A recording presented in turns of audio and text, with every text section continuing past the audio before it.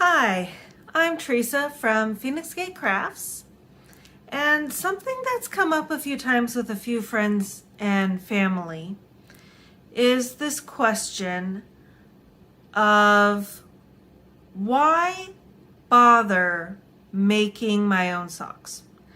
It's something a lot of us who are sock knitters get asked a lot. And aside from my natural gut response of because I like it, there are some practical reasons to or not to make socks because handmade socks are expensive.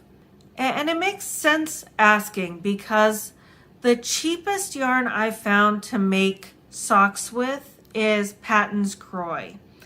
And it's a 50-gram ball for around about of $6, maybe $7 depending on where you're getting it. Possibly less depending on the coupon you have or the sale that they're promoting with. And it takes typically 2 balls of Patton Kroys to make a pair of socks. So you're spending probably around $12 on a pair of socks. And as my husband so joyously pointed out, for $12 you can usually get 6 pairs of socks from Target usually. And that is true. But do you know what kind of socks I can get for 6 pairs for $12? Yeah, this is a sock. It's kind of old, you can tell because it's stained. But it's a pretty unimpressive sock. And that's not even to say that $12 is average. A lot of the sock yarns that I've gotten that I've loved from my LYS have cost anywhere from $15 to $35.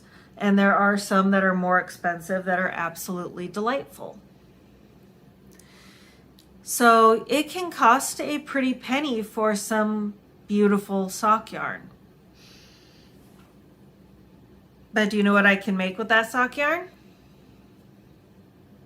Anything I want. But let's actually compare the two, shall we? Let's start by fiber. What is this little sock made from? I'll be honest, I've had this sock for about 5 years. And I didn't know when I bought it. I wasn't knitting socks yet. I didn't think about purchasing socks in order to do a cost benefit analysis like I'm doing now. So I didn't look. But it's super stretchy.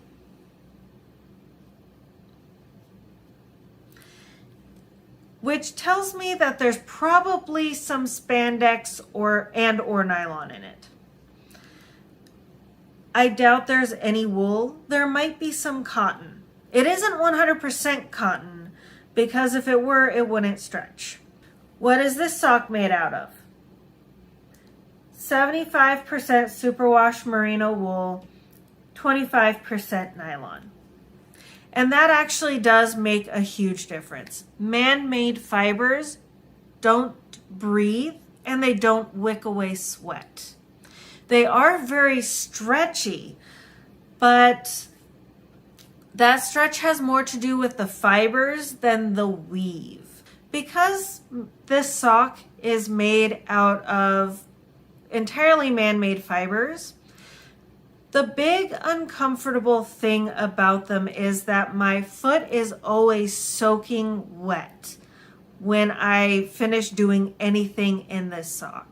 It can be a mildly warm day outside. I could be very active and walking around and pacing a lot. I could be doing something very physical and active and be very sweaty. These socks don't move that sweat away from my feet. So my feet feel muggy and kind of yucky. And because it holds that moisture next to my feet, these wind up completely sopping wet when I pull them off because they didn't absorb any of that moisture. It's still on the sock, if that makes any sense. So these get washed after one wear. It doesn't matter if I've only worn them for a couple of hours, came in and took my shoes off and need to go out again. I'm not going to wear these again. They're going to go in the washing machine. However, the wool absorbs and wicks away the sweat. So it actually keeps my foot feeling drier, which helps my foot to stay a comfortable temperature all on its own. When I take these off, I get a blast of air on my feet, which dries the sweat and immediately cools my feet. So when I take these off, whether they kept my foot warm or not, my foot feels cold in about 10 seconds. Because my feet are dry when I'm wearing these socks, I have a chance to get from where I leave my shoes and into my bed before my feet cool off too much. They're both stretchy. So you see that there is this stretch. It is stretchy. So that isn't really a concern. It isn't as stretchy as this. But you'll notice that this one I've had for 5 years and it's stained. It's almost entirely worn through. This is actually the last remaining sock pair. There, I have the other one from this original pack. It did last 5 years, but I'll be honest, it's only lasted 5 years because I'm not a particularly athletic person and I only wear socks for about half of the year, and even then not every day if I don't have to. However, this sock was one of the first socks that I made. It looks practically brand new. And it is about 2 years old now. And you can't see any wear and tear. And that's because I have the proper fiber content and I knit at the appropriate gauge to help keep this going. But you'll also notice, look at how small and tiny these stitches are. I mean, I cannot get this into focus for you to be able to see the stitches. But hey, look at this one. You can see those stitches. Which means that should I one day wear a hole in this pair, I'm going to be able to pick up stitches and I'm going to be able to darn or fix any holes that develop in another way. So honestly, once this pair gets holes in it, it's done for. It's going in the trash.